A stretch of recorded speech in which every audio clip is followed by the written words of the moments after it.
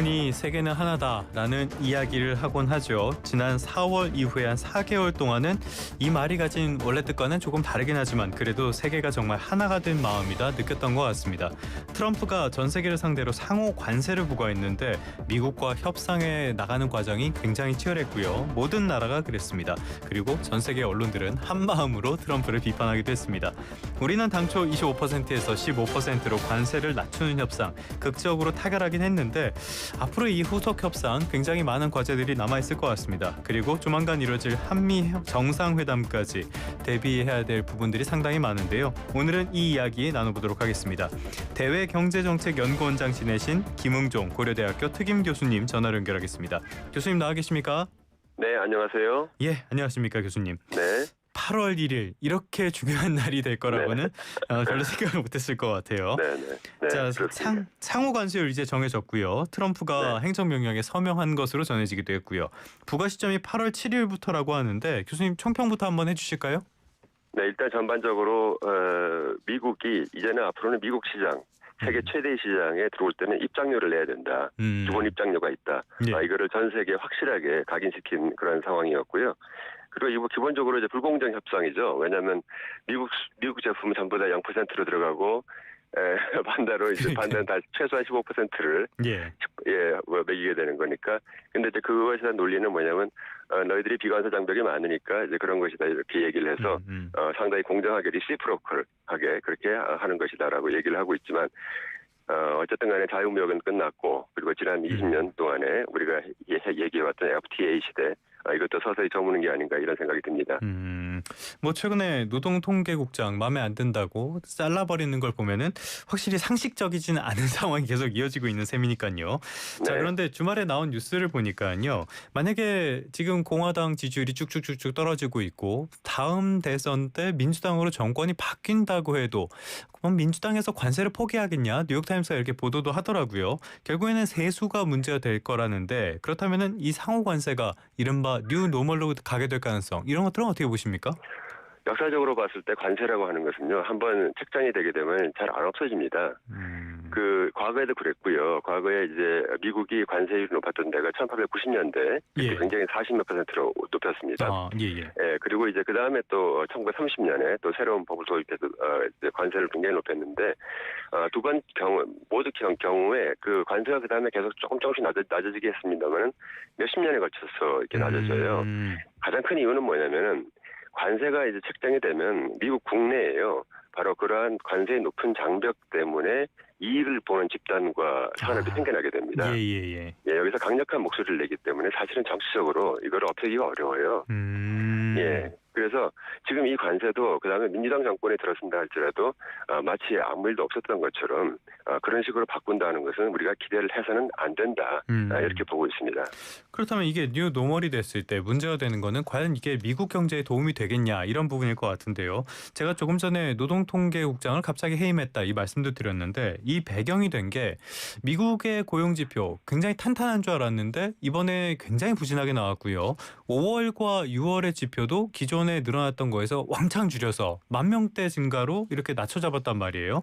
이런 충격이 본격화되고 물가도 오르고 엉망진창이 된다. 그랬을 때도 이런 관세 정책 계속 유지할 수 있을까요? 트럼프 관세 정책의 가장 큰 딜레마는 시간 차이입니다. 시간 차이. 지금 미국은 전 세계로부터 우리나라 포함해서 수천억 수조 원 달러의 그 투자를 현재 약속을 받았죠. 이것이 실현되는 데는 최소한 1년, 2년, 3년 이렇게 또 심지어는 한 10년이 걸립니다. 따라서 일자리 창출에 그런 효과는 굉장히 느린 것이고요. 반면에 이제 관세 효과는 지금 거의 이제 하반기부터는 본격적으로 나타나기 시작할 것입니다. 따라서 굉장히 트럼프 정부로서는 경제 문제에 있어서 특히 거시경제 문제 그리고 노동시장 문제에 있어서 굉장히 어려움에 처할 것이다. 그렇게 예상이 됩니다. 내년도 중간선거가 굉장히 기대되는 그런 상황이기도 한데요. 자, 우리와의 협상 이야기로 다시 한번 돌아가 보자면요. 우리는 원래 한미 FTA가 체결되어 있기 때문에 관세가 없잖아요. 그런데 이게 15%가 됐다. 그러면은 이게 무력화된 겁니까? 어떻게 봐야 되는 겁니까? 일단 그 FTA라고 하는 것은 관세 부분이 있고 관세 양호 부분이 있고요. 그 예. 밖에 다른 굉장히 많은 뭐 서비스라든가 투자라든가 정부 조달이라든가 이런 여러 가지 다른 많은 부처가 있습니다. 조항이 있습니다. 예. 그래서 일단 그 중에서 관세 부분은 일단 무력화됐다라고 보는 것이 맞고요. 다만 우리가 이제 앞으로 미국과 통상 협의를 할 때 있어서 항상 이 한미 FTA 문제를 들고 나와야 됩니다. 그 양호 네네네. 관세율 부분에서 무력화됐다고 할지라도 한미 FTA가 끝난 것이 아니다라는 걸 계속 끊임없이 주지시키고 바로 그 틀 내에서 계속 협의를 해 나가야 앞으로 우리가 또 차별적인 그런 관세 혜택을 받을 수 있는 그런 근거가 생기게 됩니다. 하긴 뭐 트럼프도 최소한의 양심은 있겠죠. 이런 것들 계속 내세워서 협상 전략으로 써볼 수 있을 것 같고요. 그런데 네. 걱정되는 것 중에 하나가 이건 우리나라만의 문제는 아니에요. 지금 일본과의 협상 이후로도 잡음들이 계속 노출되고 있다. 이게 왜 그러냐면은 합의문도 없고 문서화된 것도 없고 이렇기 때문에 더더욱 문제가 되는 것 같은데 이렇게 합의 내용을 공식 문서화하지 않았다는 거를 어떻게 봐야 되는 겁니까? 사실 저는 그동안 통상 관련해서 이거를 뭐 연구도 하고 협상에 직접 참여해보고도 예. 했습니다만은 사실 이런 통상 협의는 처음입니다. 예. 예, 왜냐하면 문서가 없지 않습니까? 네네네. 예, 그래서 이 문서가 없다고 하는 것이 굉장히 불확실한 것이고요. 지금 현재 보면은 이제 우리 정부도 보고 뭐 비망록을 작성한다든가 이런 방식으로 해서 그걸 보완을 하고 있습니다만은 어쨌든 문서화된 것이 아니기 때문에 바로 이런 부분에 있어서 그 앞으로 추후 협상의 여지가 남아 있기 때문에 긴장의 끈을 늦추지 않고 계속 그 세부적인 사항에 대해서 서로 협의를 해 나가야 될 것으로 봅니다. 그런데 이게 문서가 없다는 게 지금 미국이랑 우리나라랑 이 농산물 관련해서도 말이 조금씩 다르게 나오고요. 일본도 마찬가지고 EU도 마찬가지인데 걱정되는 부분은 없을까요? 제가 추측하기에는 농산물 관련해서는요, 예. 양국이 전부 다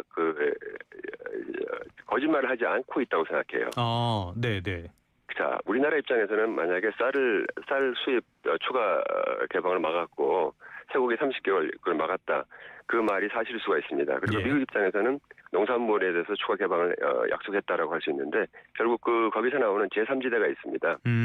농산물에 대한 비관세 장벽 부분이죠. 예. 그 부분에 대해서 어떤 약간 좀 조정이 있지 않았을까 하는 그런 추측을 해봅니다. 아니면 그 부분을 추가로 협의한다라든가요. 예. 예, 그래서 그러한 그 세부적인 부분에 있어서는 나중에 추후에 밝혀지지 않을까 그렇게 생각이 됩니다. 이래서 문서가 있어야 되는데 네네. 참 이해하기 어려운 모습들이 자꾸 연출이 되고 있습니다. 자, 그런데 이렇게 뭐 어쨌건 한 고비는 넘긴 넘었는데요. 숨 돌릴 네. 틈도 없을 것 같아요. 한미 정상회담 바로 하자 이런 식으로 이야기를 한단 말이에요. 그런데 네. 이렇게 협상을 하고 나서 그 나라 정상한테 2주 안에 만나자 이런 경우가 있습니까? 예, 뭐 그런 경우가 뭐 별로 흔한 건 같지는 않습니다만은 예. 뭐 트럼프 방식이겠죠. 예, 그래서 내친 김에 하자는 것인데 예. 결국 이제 앞으로 나올 얘기가 이제 투자 부분을 어떻게 구체화시킬 거냐 하는 문제. 예. 예, 그다음에 이제 이번에 논의가 안 됐던 그 안보 분야 예. 이 부분에서 어떻게 논의할 것인가 하는 것인데 큰 틀에서 뭐 세부적인 사항에서야 뭐 정상 간 회담에서 얘기가 나오지 않겠습니다만은 큰 틀에서 어떤 그 방향성을 제시하지 않을까 이런 생각은 듭니다. 투자와 안보. 교수님 보시기에서 이 자리도 우리에게 그렇게 편한 자리 될 것 같지는 않은데요. 교수님 보시기에 가장 우려되는 의제 어떤 겁니까? 일단 그 투자 분야에 있어서는 당연히 지금 논의가 되고 있는 것이 이제 그것이 과연 대출의 형태냐, 예. 보증의 형태냐, 아니면 직접 투자 형태냐 하는 것인데 이러한 부분에 있어서는 특히 첨단 미래 산업에 있어서는 사실 양국이 협력을 더 강화하는 것이 굉장히 중요하기 때문에요. 네네. 바로 이런 부분에 대해서는 논의를 하는 것이 더 맞는 것 같고요. 이 부분을 너무 이렇게 수세적으로 볼 필요는 없는 것 같습니다. 예. 그래서 협력을 더 강화시키는 것이 필요할 것이다 이렇게 생각이 들고 있고 방위비 문제는 어차피 이거는 우리가 한 번은 넘어가야 될 선이고요. 지금 우리가 준비가 안 돼 있는 것은 아닙니다. 예. 그동안 지속적인 논의를 통해서 우리가 이 문제를 계속 다뤄왔기 때문에 이 부분에 있어서는 상당히 전향적인 그런 결과가 나오지 않을까 저는 기대를 하고 있습니다. 투자와 안보 부분 살펴봤고요. 그럼 하나하나 조금 보도록 하죠. 안보 분야는 전향적인 결과를 기대한다. 자, 그런데 하나 걱정되는 게 우리 쪽에 계속 문제로 삼았던 게 비관세 장벽들이란 말이에요. 이게 네. 뭐 그분 입장에서 비관세 장벽이긴 한데 당장은 디지털 주권 이슈 이런 것들도 거론될 가능성이 분명히 있어 보입니다. 우리의 플랫폼법이라든지 이런 것들 정상회담에 논의될 가능성 어떻게 보십니까? 정상회담에서 그렇게 구체적인 사안에 대해서는 논의되지 않을 것 같고요. 예. 예, 다만 이제 지금 한 가지 우려스러운 것은 그러한 부분이 논의가 되지 않았다라고 이제 대통령실에서는 얘기를 했거든요. 예. 그러니까 이제 그것이 이슈화되지 않은 것이죠. 논의가 안 된 것, 협상 테이블에 올라가지 않은 것이죠. 예, 그거에 대해서는 논의하지 말자라고 합의한 적은 없는 것 같아요. 예. 예, 그럼 이건 이제 그, 시작이라는 말씀이신 건가요? 예, 그래서 만약에 이런 부분에 있어서는 앞으로 추후에 협상 테이블에 올리자라고 미국 측에서 얘기를 할 수가 있는 부분이고요. 이건 사실 정상회담하고는 좀 상관이 없습니다. 아하. 왜냐하면 정상회담에서는 그렇게 사소한 거에 대해서는 이제 얘기하지 않을 테니까. 예. 예, 그러나 앞으로 이제 추후 협상을 하는 과정에서 새로 테이블에 올릴 의제가 어떤 것이 있는지에 대해서 이것에 대해서 우리가 좀 더 눈여겨보고 또 관심을 가지고 정부는 총력 대응해야 될 것으로 봅니다. 그렇다면 결국에는 숫자가 담긴 어떤 큰 틀의 합의문 이런 것들이 굉장히 중요할 것 같은데요. 그렇다면 네. 결국엔 대미푸자 이 부분일 것 같습니다. 이재명 대통령과의 양자 회담에서 관련된 이야기, 구체적인 내용들을 발표할 것이다. 이런 이야기를 트럼프가 했는데 네. 이거 좀 불안한 마음이 드는 게 사실이거든요. 이런 부분 어떻게 봐야 될까요? 첨단 분야에 있어서는요, 첨단 미래 산업에 있어서는 미국이 절대적인 우위를 갖고 있는 그런 산업이 많이 있기 때문에 예. 그런 부분에서 그 협력을 강화하자. 그래서 우리는 자본을 투여하고 미국은 기술과 인력을 제공하고 이렇게 해서 같이 윈윈해 나갈 수 있는 그런 가능성이 크기 때문에 이런 부분에서는 직접 투자도 사실은 별로 이렇게 마다할 필요가 없는 것 같고요. 그다음에 기존 전통 산업 중에서 미국의 굉장히 그 어떤 그 일자리라든가 이런 부분 차금력이 큰 자동차라든가 철강이라든가 이런 부분에 있어서는 예. 우리가 이제 캐피털 콜이라고 하죠. 그러니까 일종의 마이너스 통장 같은 걸 많이 해놓고 한도를 설정해 놓고 여기에 대해서 민간들이 서로 협의해가지고 타당성을 조사해가지고 투자를 해라. 라고 해서 그 한도의 개념으로서 3,500, 2,000억 불을 좀 활용하면 되지 않을까 이런 생각을 하고 있습니다. 그래서 그런 식으로 이렇게 약간 좀 분야별로 이렇게 세부화시켜서 전략적으로 접근해가면은 이 투자 부분도 우리한테 유리하게 방향으로 서로가 유리한 방향으로 이렇게 이끌 수 있을 것으로 그렇게 예상이 됩니다. 투자까지 살펴봤고요. 비관세 장벽 하나 더 살펴볼까요? 이 앞서서 언급을 해주신 것처럼 농축산물 이슈 이게 계속 있을 것 같기도 하고요. 트럼프가 여기에 대해서 어떤 국내적인 압박도 받고 있는 것 같아요. 그런데 검역 문제 이런 거를 트럼프가 들고 나오게 되면은 이거는 우리가 어떻게 대응하는 방법이 좋을까요? 검역 관련해서는 사실은 굉장히 예민한 문제죠. 예를 들어서 이중 규제 같은 경우는 있어요. 예를 들어 자동차 예. 안전 규제를 2번 테스트하는 것이 타당하냐 이런 문제는 뭐 우리가 전향적으로 검토해 볼 수가 있는데 검역 문제는 사실 보면 이게 식품위생검역이라든가 그 세관은 사실 우리 국토방위한 그분들은 이제 국토방위한다고 생각을 하죠. 굉장히 큰 사명감을 갖고 계세요. 그리고 일정 부분 그건 타당한 것이고요. 예, 그래서 바로 이런 부분에 있어서 검역 절차를 간소화한다라든가 아니면 그걸 이제 그 검역 절차 간소화를 미국 측에서는 비관세 장벽이라고 보고 있고 우리는 정당한 규제라고 보고 있는 것이거든요. 그렇죠. 예. 예, 그래서 우리는 사실 이 부분을 비관세 장벽으로 얘기를 하면 안 되는 것이죠. 정당한 검역인데 이런 부분에 있어서도 우리가 잘 봐가지고 크게는 바꿀 수 없더라도 소소한 부분에 있어서 어떤 그 편의를 더 제공할 수 있는 그런 부분이 있는가를 파악을 해서 미국에 선제적으로 던지는 것도 뭐 괜찮은 방법이라고 생각합니다.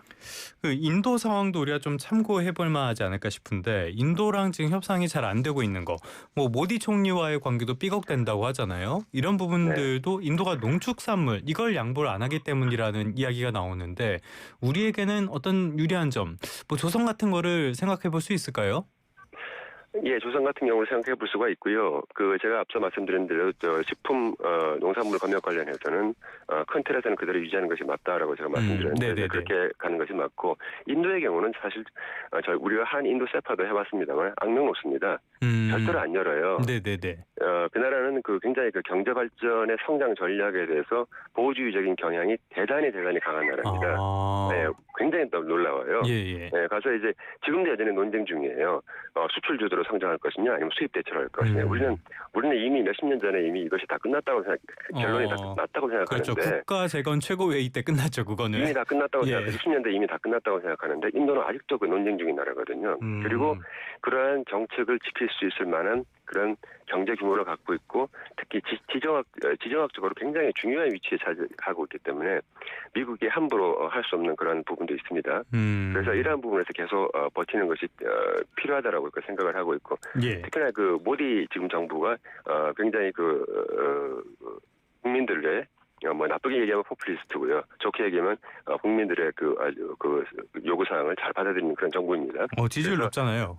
예, 지지율이 높죠. 예, 그래서 바로 이러한 점에서 본다면은 인도가 움직일 수 있는 여지는 그렇게 크지 않을 것이다. 그러면 미국은 결국 적정한 선에서 타협할 수밖에 없을 것이다. 그래서 제가 봤을 때는 여러 가지 인도의 위치를 봐가지고 중국 다음으로 미국이 상대하기 어려운 나라가 인도가 아닐까 이렇게 생각합니다.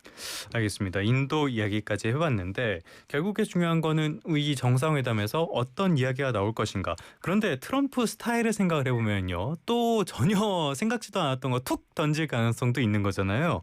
우리가 네. 어떻게 이런 돌발 상황에 대비를 해야 될까요? 일단 당장 전혀 예상치 못했던 그 이슈가 나오는 것에 대해서는 직접 대응할 필요가 없습니다. 아, 네네네. 예, 우리가 준비가 안 돼 있기 때문에 네.